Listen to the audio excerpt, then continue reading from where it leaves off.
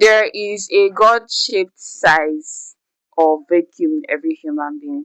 I learned this when I read Counterfeit Gods by Timothy Keller. So every human being has a void that God alone is supposed to fill. And we as humans, we tend to use different things and different people to fill this hole. So when a person tends to fill this pedestal, what happens is whatever this person says is law, just like what God says is law.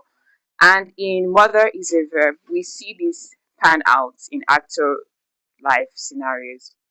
So Anjani Luna, she is the main character. She is a person, she's an influencer, and she's a person with a perceived God complex. So people revere her. Whatever she says is law. They don't question her.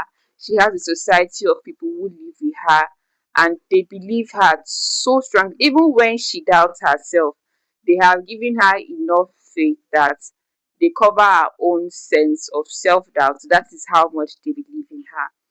But we see that she is not perfect. Only God is perfect, right? So she makes mistakes, and then these mistakes lead to the cost of someone's life. And we see how that pans out. So she's a mom influencer, she's a natural person influencer, and she made a video where she gave birth to her child at home. And some other women saw this video and said that, oh, this is something I would like to do as well.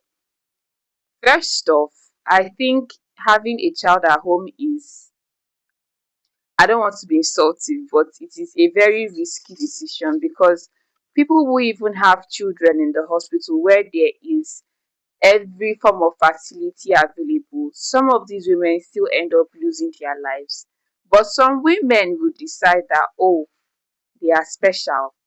They can have their child at home with the aid of a nurse or whatever, a midwife, and that is so wrong. It is a happening that has been increasing in the US where women decide that, oh, they want a midwife to have their babies. I think the first time I read of this scene was in a book written by Frida McFadden, where a woman insisted, her husband begged her, the doctors begged her, please have a child in the hospital. She said no.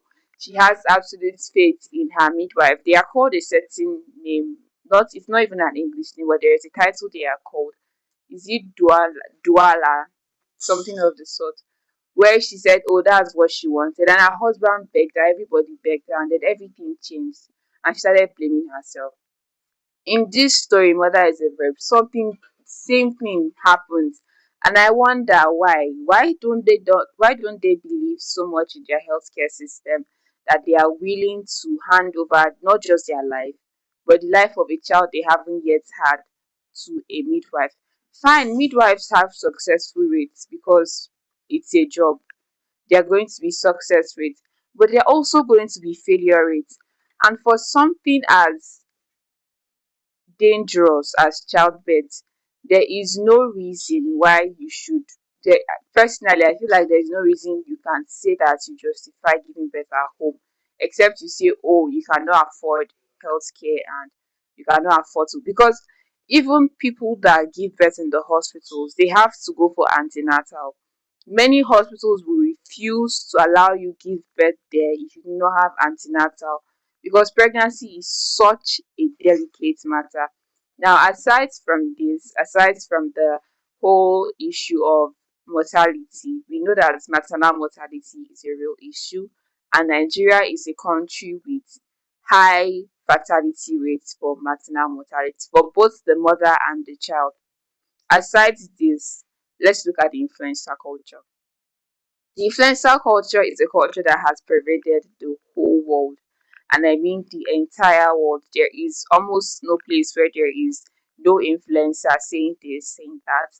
And the thing with influencers is that they are people, they are humans, right? So they make mistakes. And sometimes they won't want to show off these mistakes, they cover it up. In this story, we see how it plays out. So an influencer will show you what they want you to see, not what is really not what is really happening. I mean, people watch Keeping Up with the Kardashians, but we all know that a lot of things happen behind the scenes of Keeping Up with the Kardashians that we didn't see. We just saw what they wanted us to see. But some people see these things and then they take it as rules in their life. This is how I want to live my life because this is how this person lives their life. And it is very, very wrong. It is very dangerous because if you do not live your life based on rules you make by yourself or by a supreme being like maybe God, what happens is that you model a life you have not fully seen. You model a life you just feel like you know, but you don't know. And then when the repercussions come, you have only yourself to blame. Another thing mother is a verb addresses is motherhood. Of recent, we have been seeing so many complications that arises from being a mother, and I really appreciate this person that has this channel on, I think, Instagram, where she says reasons why I do not want to give birth, because she's vocal about the things that she has seen.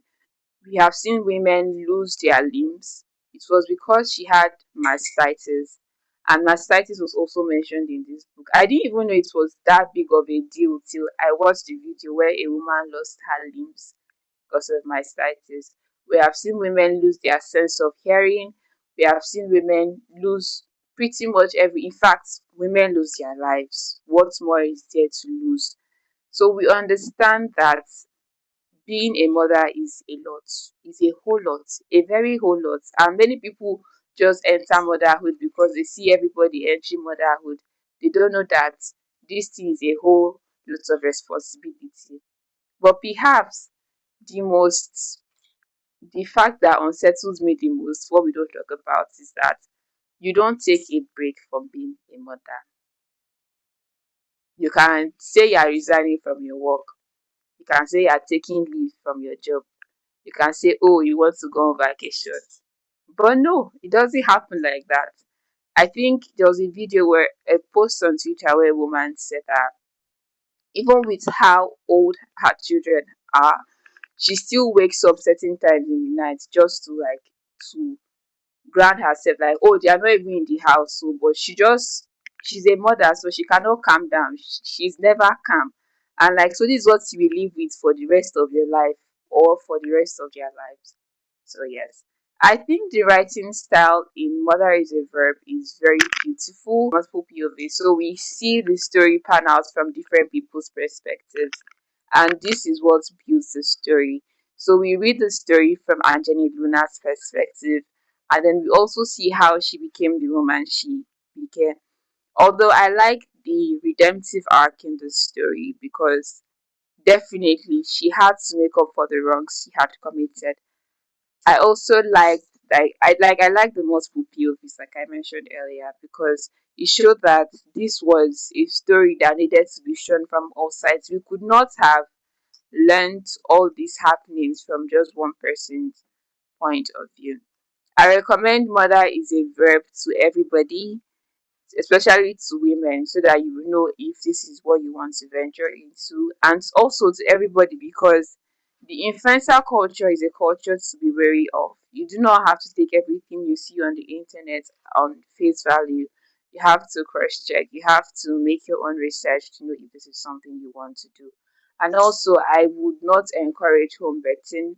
There is mm-mm, maybe in extreme circumstances where there is a war or you cannot have access to a hospital, that's when I can think that, oh, the only other alternative is having a midwife.